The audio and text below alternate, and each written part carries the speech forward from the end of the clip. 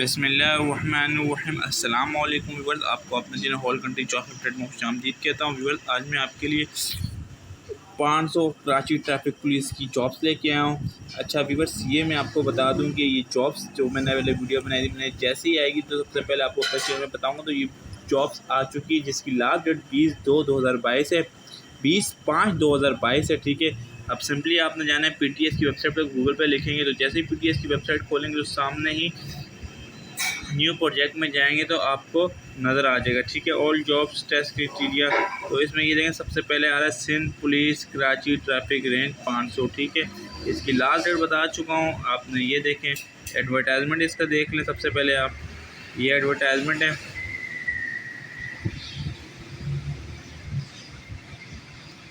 तो ये आपको अपनी स्क्रीन में नज़र आ रहा है, 20/5/2022 है। अब व्यू एंड अप्लाई आपने करना है। तो एप्लीकेशन फॉर्म है, सिंपली एप्लीकेशन फॉर्म आपने भरना है और भरने के बाद आपने PTS को सेंड कर देना है। ठीक है,